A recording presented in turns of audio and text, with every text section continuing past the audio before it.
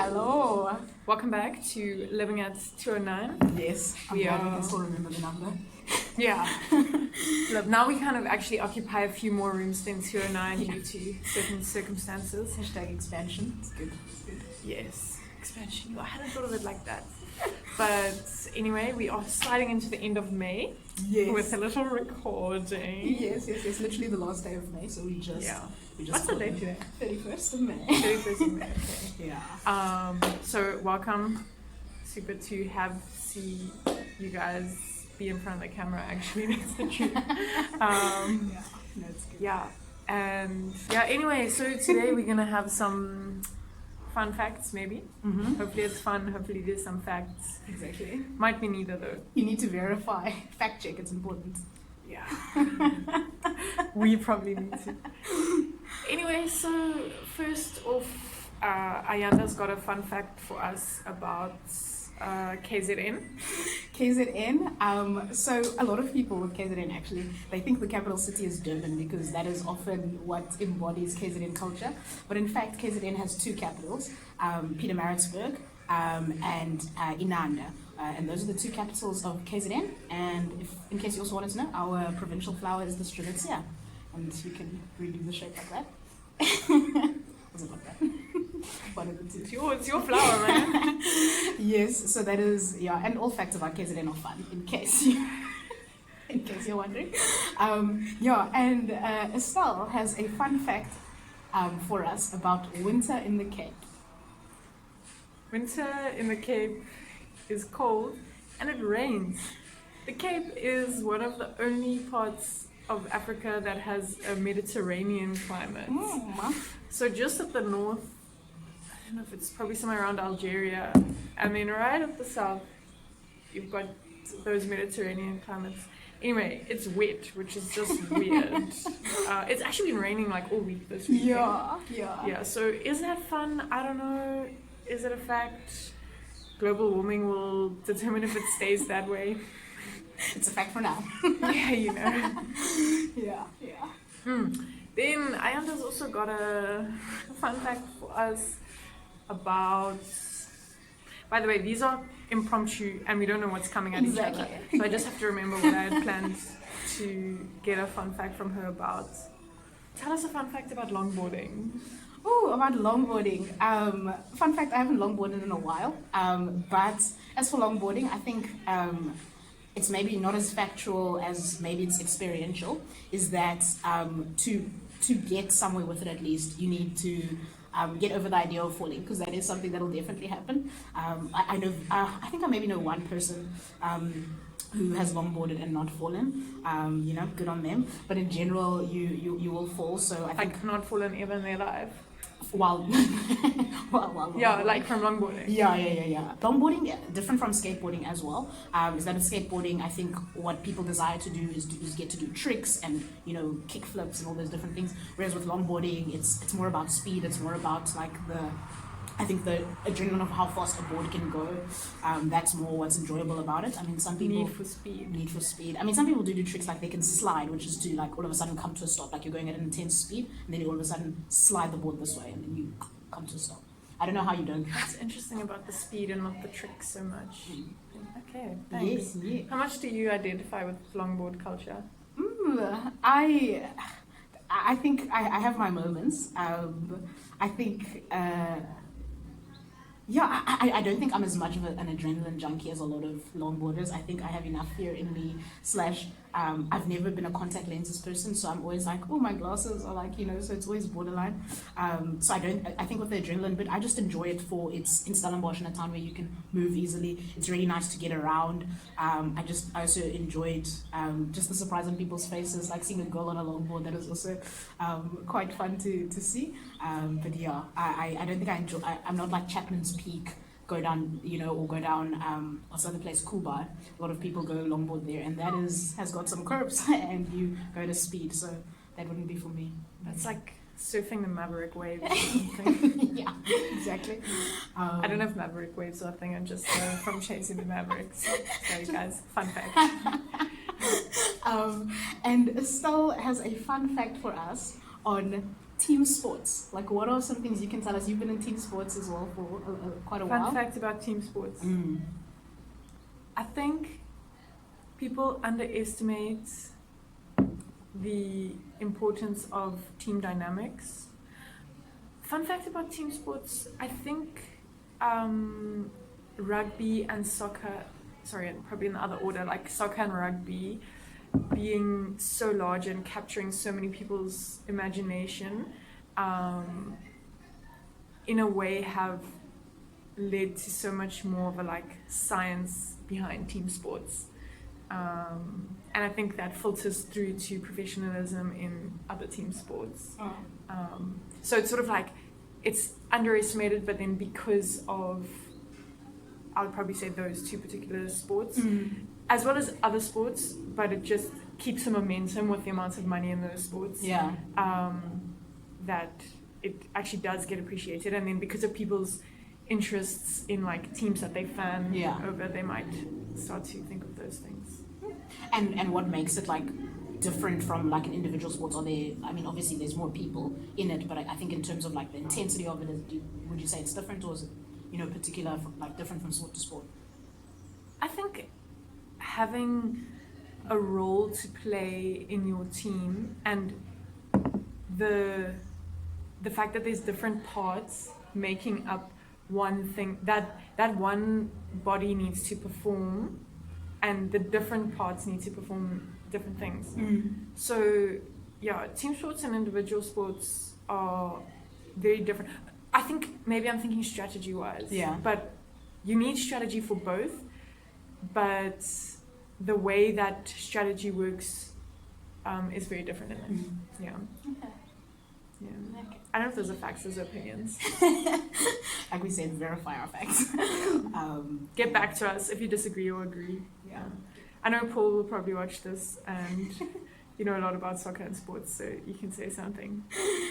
Yeah, we might have to do a follow-up podcast on just soccer, maybe, like if we have to be corrected, you know. But yeah, I have a fun fact yet again for you. I have a question, actually. That's the fun fact. And my question for you is, obviously, all of us have been living in a very interesting time in the world's history. It's caused a lot of uncertainty for a lot of people. And for us, like one of our aims with our podcast is, you know, it's a time to get to reflect on things, talk about things that are, you know, interesting, and hopefully encourage in some way. And do you perhaps have something that you find encouraging when you're feeling uncertain, or even in this time of, you know, having, you know, experienced this uncertainty that COVID-19 has brought? Is there something that keeps you encouraged, that you're always like, oh, if I look to this, or, you know, this really like reminds me that there is something to be encouraged about, there is something to be hopeful about? Yeah. What a question, what a good question. And I think actually, thinking about fun facts, this is like, facts that are fun, but like sort of deeper than fun. Yeah. Because I think that's where I would go to, and where I've found so much hope, in just the simple fact that God is God. What does that mean? Who is He? You know, how does that change things? And probably during uncertainty, it actually highlights who God is. And you know, if someone doesn't know God, or just sort of sees Him as an abstract concept, when you start to now like see like who this is, the one who made the whole universe, and then this sense of the size, like how big He is, how powerful He is, those sorts of things, they are very fun facts, but they actually give immense hope, because I think we as people feel hopeless when we feel helpless. And unable to like control something, like when it feels out of our hands, it's like it causes a lot of panic in you. Exactly. And so often it's things in our personal lives, or that we observe in the world, like something we're part of, thinking of teams or stuff, you know, whether we live in a country, we're in an economy, we live in a town, we're in a family, there's all these different places where we play roles, and suddenly when either we don't have control over our own role or the larger body is now in danger, Yeah. or so it seems, then we maybe start to feel hopeless. Yeah. And I found myself finding so much hope in knowing God, because getting to see that He is still in control. Yeah. He, like, the only way we'll get through things is with Him. And there are incredible truths that God is actually working out a plan, like right now and all the time. Yeah. And there's this sureness in who He is, and this foundation Yeah. in God. He doesn't change, you Yeah. know. He doesn't actually get endangered by anything.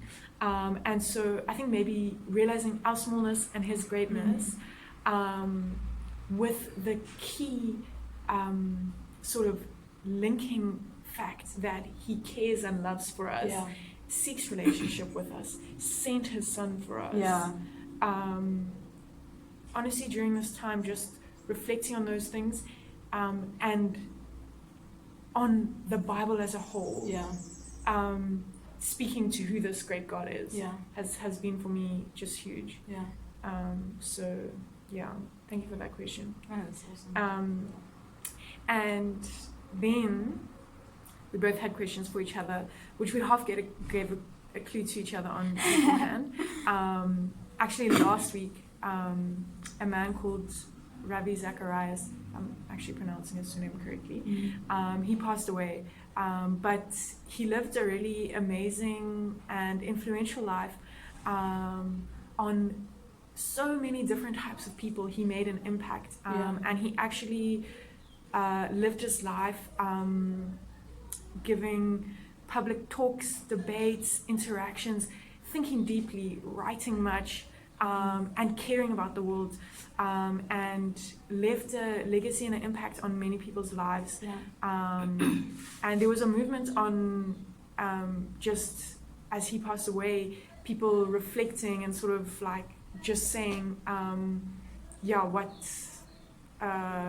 Ravi had meant to them, or his teaching had done for them, how it impacted them. And so I'd asked Ayanda that very same question, thinking maybe that, Yeah.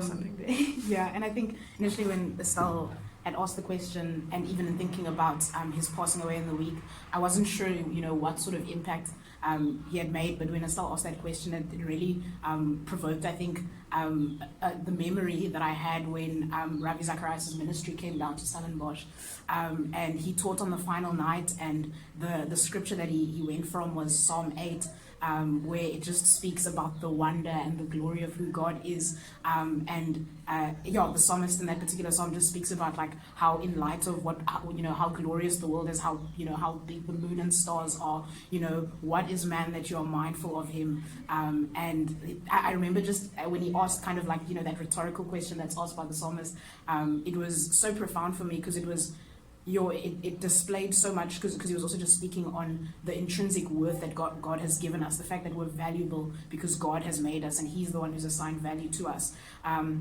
but how it should also cause us to wonder and be in awe that a God so great and so big would care for us, and him just sharing on that, I remember that just really profoundly like changing my perception as well of even who God is, and being humbled that this great God would come and dwell in the earth, that He would come, like in John it speaks about the Word becoming flesh, Christ coming into the earth, and being a part of His creation and dying for us, and suffering insults from us who He made, and just being amazed that God would humble Himself in that way, and care for us in that way. And I think it just so that was just the impact of that message that Ravi shared was so, it was just amazing, and just changing a lot of how I thought about God, His care for people, how we're to respond to Him, and I think just further affirms like what Estelle had shared about living in uncertainty and realizing all that God is, being so comforted by how He's not a God that's uninvolved. He stepped into history.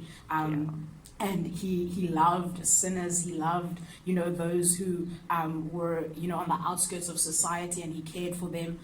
He died for his enemies, which is something so contrary, and so it's easy in this time to care for those who would care for us. But how, you know, Christ, you know, encourages us to love our enemies, to pray for them, to do good to those, you know, who hate us. And I think that is a God I want to serve and you know, live all of my life for, who would care for me so deeply. The only appropriate response is loving him in return. If you're so loved, you're like, oh, you know, just to love you in return and to love him in return and really give thanks to him in the way that we live.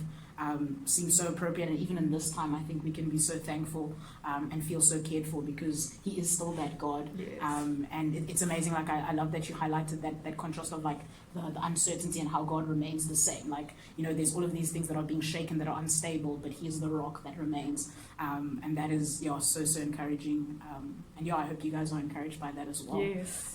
For those who know God, serve and love him, and for those who don't, spare a thought. Yeah. Maybe more than just spare.